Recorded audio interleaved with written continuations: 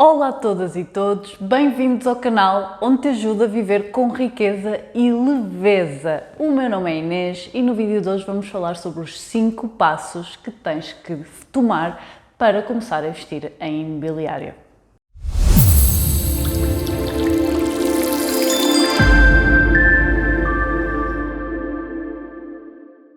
Olá! Hoje vamos falar sobre um tema novo, aqui mais a fundo, o investimento imobiliário. E vamos aqui falar sobre 5 passos que deves ter em conta se queres começar a investir em imobiliário. Então começamos já. Passo 1, estudar, ok? Portanto, eu vou deixar aqui um livro nos comentários, que é um livro que me ajudou imenso no estudo do mercado imobiliário. Também há livros assim mais de mindset, ok? Que vocês podem ler, como O Pai Rico, Pai Pobre. Também vou deixar aqui nos comentários esses 2 livros.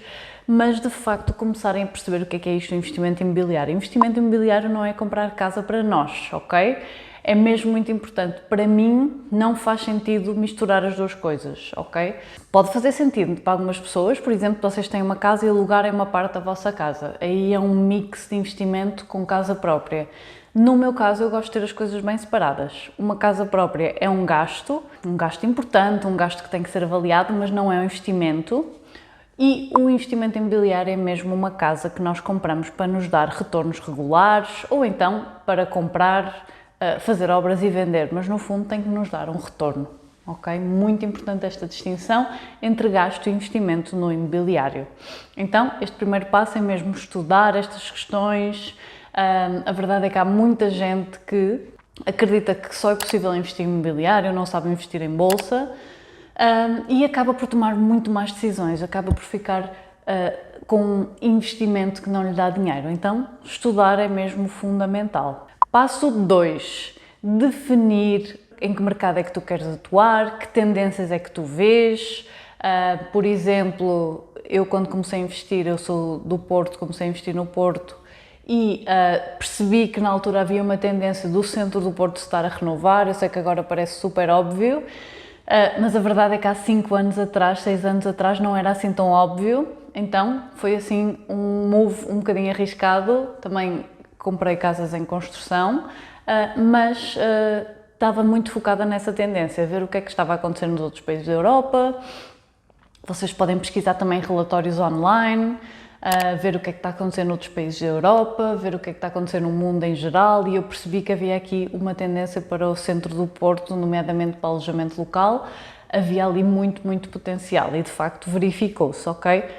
Definam a vossa tendência. Pode ser uma tendência muito específica de uma zona que vocês conhecem bem, sei lá, vocês vivem numa zona qualquer perto de uma cidade e sentem que a cidade, os preços estão a subir, portanto acreditam que pode haver algum potencial de crescimento dos preços na vossa zona, de arrendar facilmente na vossa zona, ok?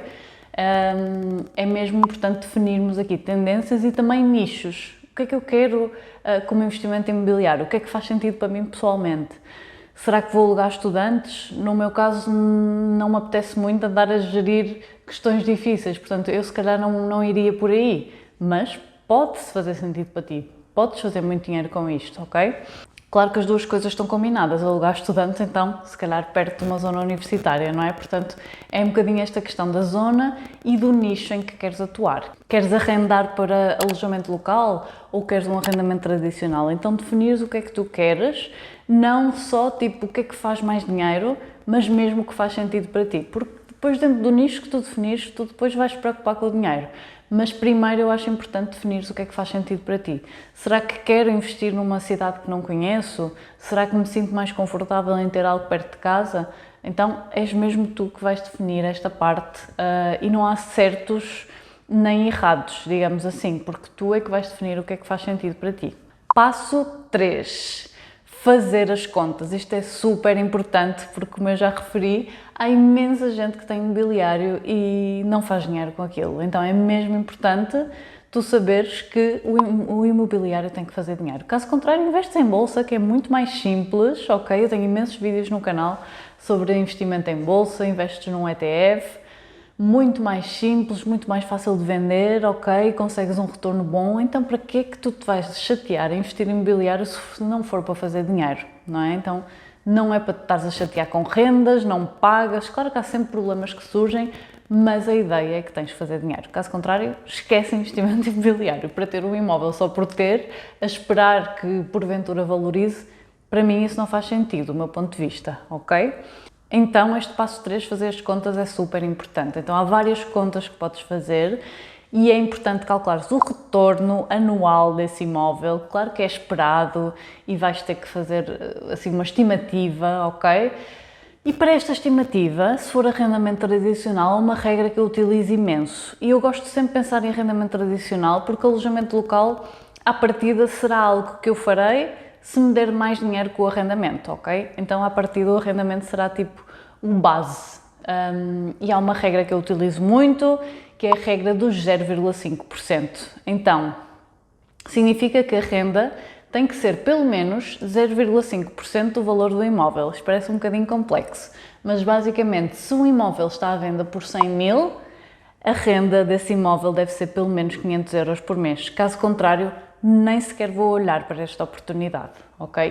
E há muitas grandes cidades que se calhar nos centros esta regra não se cumpre, e se calhar se vocês forem de Lisboa se calhar dizem, mas em Lisboa é impossível esse tipo de regra, porque por exemplo um apartamento ou uma casa de 200 mil, segundo esta regra, deveria alugar no mínimo por 1000 euros, ok? Para nos dar alguma rentabilidade. E eu sei que isto em algumas zonas é difícil, mas para mim esta é a regra que eu utilizo para mim e tu podes construir a tua, ok? Para mim, nem sequer vale a pena olhar antes disto, porque esta regra, eu não vou agora entrar aqui em detalhes de contas, mas implica um retorno bruto de 6% ao ano, ok? Então eu nem sequer vou olhar para um imóvel que me vai dar menos do que 6% ao ano. Eu não quero. Para mim, pessoalmente, não faz sentido. Então, reflita um bocadinho sobre esta regra, cria a tua própria regra. Isto é assim para eu fazer uma conta rápida para logo eliminar imóveis, ok? Para não andar aqui feita louca à procura de imóveis e a visitar coisas que se calhar não fazem sentido à partida. Esta regra ajuda-me também a determinar um preço máximo, ok? Então, fazer as contas, perceber o que é um retorno.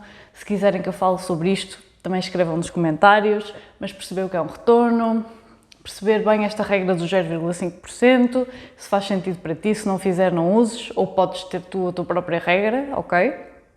Mas é importante termos regras assim que nos deem para fazer contas fáceis. Porquê? Porque é muito importante nós também termos este preço máximo, ok? E não irmos logo visitar tudo e mais alguma coisa. Então, definir o nosso nicho, a nossa tendência, o nosso preço máximo, em função de qualquer regra que tu sintas e também em função do que é que tu te sentes confortável.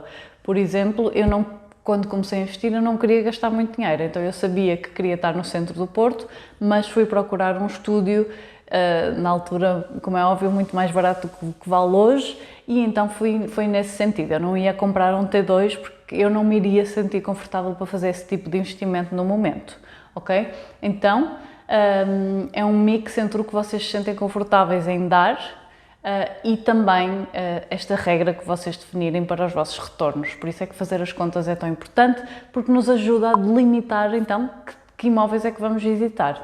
E depois só ir visitar mesmo aqueles que cumpram com as tuas regras. Não precisas de visitar todos. Há pessoas que compram até sem ir visitar, ou mesmo que compram em construção. Eu no meu caso até comprei. E portanto é mesmo depois uma questão de tu já vais super focada quando já fizeste este trabalho prévio. Então, se fores visitar, vai ser visitar meia dúzia no máximo de imóveis, porque tu já sabes aquilo que tu queres e tu já sabes que será apenas um número super limitado que tens que visitar.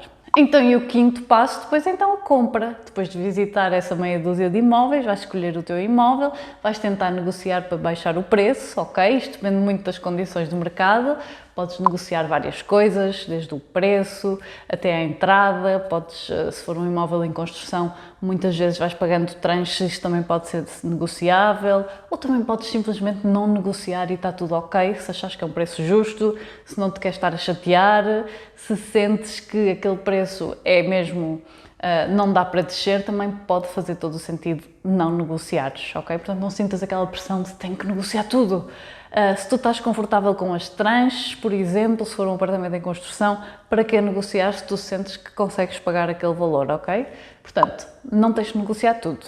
Se fizeres crédito bancário, aí sim, talvez possa valer a pena negociar ou perceber bem as condições, porque geralmente há assim alguma margem para o fazer, mas não sintas essa pressão. Negocia se fizer sentido para ti. Eu também acho que há muito aquela coisa, temos que negociar tudo e sim, muitas vezes negociar ajuda mesmo, seja no crédito à habitação, seja na própria compra do imóvel, mas se há alguma coisa que tu estás confortável e sentes que não vale a pena negociar, então deixa de estar. O que interessa é que as coisas fluam também para tu teres o teu imóvel, para começares a ter o teu rendimento, e é um investimento que é bom e mau, ok? Dá mais trabalho do que outros tipos de investimento, nomeadamente investimento em bolsa, mas tem a vantagem de teres aquele retorno mensal. Embora desse sempre algum mais trabalho, tens assim este retorno mensal mesmo em períodos de queda da bolsa. Então, aqui estão os 5 passos para começares a investir em imobiliário. Espero que tenhas gostado e vemo-nos no próximo vídeo.